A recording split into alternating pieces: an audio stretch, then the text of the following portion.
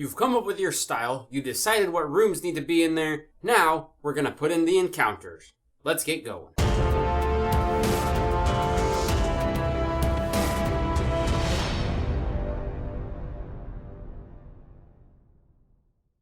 Hey fellow Game Masters, I'm Richard Quiner, back helping you again with Dungeons 101 Part 2. Again, this is Part 2 of the 3-part series, where before, if you haven't watched that video yet, go check it out. It's Part 1. We talk about the rooms and the style of the dungeon. This one, we're talking about building the encounters and putting them into the different rooms we've designed. And the next one, we're talking about actually mapping it out and making it something more tangible for us to use with our players. Now, getting into it, remember, keep in mind again that encounters do not equal combat, but encounters are anything that will drain the party of the resources and make them work as a team to get through them. So, as I have decided in the previous episode, this particular dungeon that I'm designing here uses a puzzle, 2 traps, and 2 combat encounters.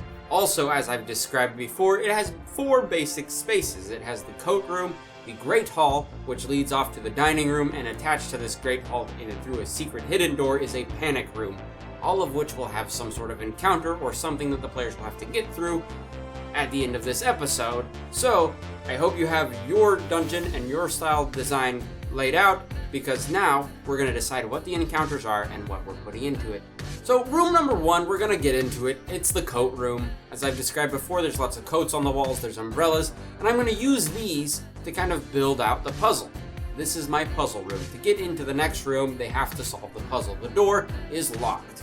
If they try to pick the lock, it's too high. They need a natural 20 to pick the lock. It's too difficult for them to roll and just pick it. So they need to solve the puzzle. Now, I have 2 puzzles in place, and it will depend on what the players go to, will determine which puzzle I use. Number 1 is the coats. So if the players decide they're going to search through the coats for something, sure, they might be able to find a key into the room, but more often, and in my particular puzzle sense, they're going to find a series of words. They're going to find 4 pieces of paper that have words on them. What are the words? I haven't decided yet. I'm going to see how my characters are, how the player characters are, and come up with words that fit with them and the story that we're building so they can get started. But for the sake of this video, let's say the words say, Mr. Tumblewumble is great. And each sheet has one of those words on it. So one says Mr., one says Tumblewumble, one says is, and one says great. And once the players find the words, depending on how they roll through the coats, they can find all the words, they can put it together and speak it out the door, and the door will unlock and open for them. That's puzzle option number 1. I also am going to create puzzle option number 2, because like I said before, my players are unpredictable and they will most likely come up with something else.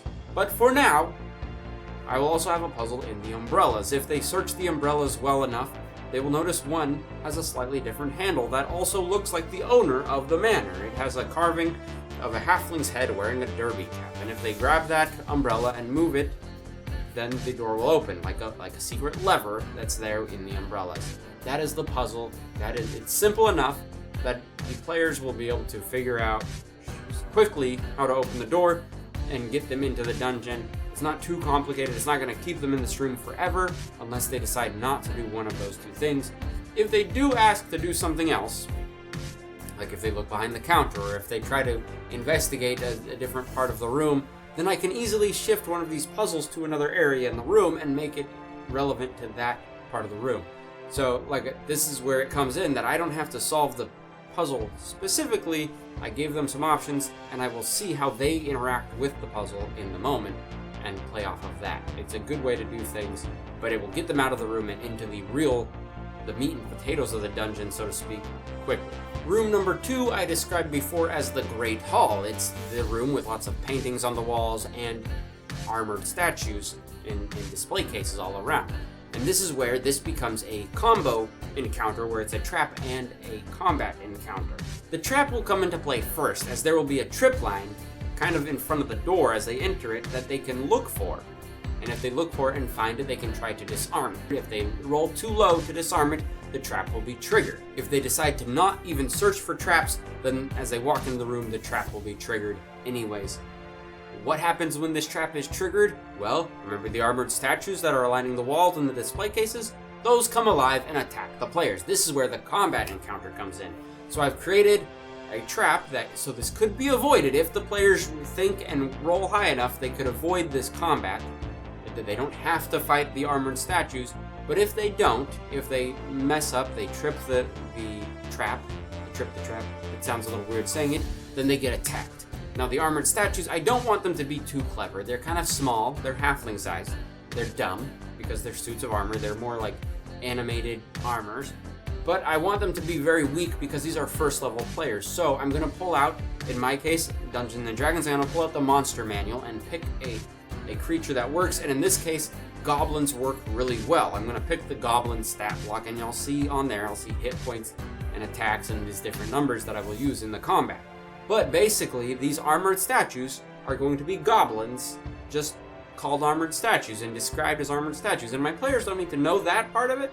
They just know these are kind of weak armored statues that they could probably kill really easily as they get into their fights. The whole method when you decide to rename something or redescribe something is called reskinning, and it's a really useful skill as a game master when you have stats for one monster or one creature and you want it to be something else. You just change the name, change a little bit of the information about it, and then you're done, and it doesn't need you to create a whole new monster unless that's what you want to do. That's a whole different thing. If you want to create your own, that's fine. But in this case, in creating a simple dungeon, it's best to reskin or just use the goblin. If you're in a cave, use the goblins, use the bugbear, use the hobgoblins, use any of these other stats that are there available for you. That's why I said at the beginning of the last episode that you need to have some, system information, some books on hand for looking up that kind of stuff for you. So, the players get into a fight. They fight these armored statues, they defeat them. Great. They've used some of their spells, maybe they had to use a healing potion if they had one. Their resources are being depleted slowly. Now, they have one very obvious room, which is the dining hall. So if they go in there, here's what they find in there. They have very high ceilings, the table laid out with food. The table full of food looks delicious for the players. As they approach it, they can choose to see if the food is poisoned, or they can choose to just eat it. That's their basics. Or they can just ignore it, that's fine. But if they decide they're going to eat the food, because sometimes when you describe the food really well as roast turkey with cranberry sauce, or whatever your players might like, they'll probably be like, oh, I'm going to eat some of that food because it's there and it's free. And if they do, in this case, without checking for poison, they will be poisoned, and they will begin taking damage each round. If they do decide they want to check for poison, then if that's the case, I will ask them to roll to see if they investigate it well enough. If they roll higher, let's say a 10, they will determine that this food is indeed poisoned and they won't eat it. But this is the second trap in the thing. It's a trap, it's nice looking food, but it's gonna hurt you. That's the dining hall. That's that. As they look around, they'll find that there aren't any really other ways out. There's lots of big windows. They could break a window and jump out of the manor if they want, but there's no other doors, which will kind of drive them back into the other room, where if they keep inspecting further, they'll eventually find the secret door. And this, when they're looking for a secret door in the Great Hall, I don't want to make it too difficult for them. I like to leave some clues around, maybe some noises coming from a wall, maybe some, dust or dirt is moved out of the way in a weird pattern, something that they can notice without rolling too high, or without needing to roll too high. They'll pick up that there's a secret door. Now, if they find the secret door, this is where things get a little complicated. They have to get in. So they can do a couple things. They can try and talk to whoever's inside, which in this case will be the owner of the home is in there hiding from the players. They can try to convince him or her to come out. They can try to lockpick the door. If they can locate the keyhole, they can figure that out. There's different options that they can do. Let your players come up with the ways they want to do it. Hell, they can even try to break it down if they want. Why not? Let them roll for it. If they get into the door, that's where they have their second combat encounter, but this is more of the boss fight of it. And every time I build a dungeon, I like to have kind of a boss fight. If I'm doing a combat-based dungeon, it's the boss fight, and in this case, it is the owner of the manor, Mr. Tumblewumble, as I mentioned before. He's in there, but he's also surrounded by other armored statues, including one that is bigger. This is like a more man-sized armor. This is tough. This is the boss armor, so to speak. So when designing this encounter, I'll have 4 small suits of armor and then 1 big boss armor, which for In this case, in going back to the reskinning, I'll use the stats of a Bugbear to be the boss armor. The Bugbear is the boss of the goblins generally. In this case, this armor is the boss of these other smaller armored statues. And I'll use that information when building this. And on top of that, they also have the owner of the home is also involved in combat, and he can be something like a spellcaster. So it makes it a much more difficult combat situation for your players. It's also a smaller space. As I've described this before, it's maybe 20 feet long by about 10 to 15 feet wide. It's not a huge room, but it's big enough that they can move around a little bit. Some spells can be cast, and if they defeat the boss, there's several ways they can defeat the boss, but for this purpose, if they kill all the armored statues and kill the boss, then maybe there's a chest in there with some gold, some sort of reward for their effort. The other option is they can talk to the boss and convince him or her to, not fight. They can try to convince them to lay down arms peacefully. And that is that encounter. So, as you see, that was a pretty quick process. I kind of thought this out a little bit beforehand as I was designing the rooms. I was like, what could work in these areas? It's not overly complex. For starters, your rooms and your dungeons don't need to be crazy complicated. They can be simple because your players are low level. They're just getting started. Like, I just say, assume the players are new unless you know as a fact that they're experienced. Assume and know that you are new as a game master, and don't overwhelm yourself with different extra rules that you will need to follow. So start simple. Like I said, a couple traps, a puzzle, a couple combats in 4 separate rooms. As they go through the rooms, these things will happen. Like in this case, if they go from the Great Hall and they first find the secret room, they could skip the dining hall completely if they end up doing that, and that's fine. They found the secret room, they found the panic room, and they were able to finish the mission. Now, why would your players care about these dungeons? That's for you to decide as the game master. As I mentioned in the session 0, you want to build in some time where you get to know your characters, or your player characters, where they can decide, kind of their backstory and what it is about them that made them go out on an adventure. And you can use that to your advantage in this dungeon by building it into an adventure that the players would go on. So, for example, if the players decided they wanted to go adventure because money, they want to earn some money, then they might go to a tavern. And at the tavern, there's a bounty for this particular Mr. Tumblewumble. And because your players want to get the bounty money, they decide to go to the manor and hunt down Mr. Tumblewumble. Mr. Tumblewumble knows they're coming, and that's why he goes to his panic room to hide from them.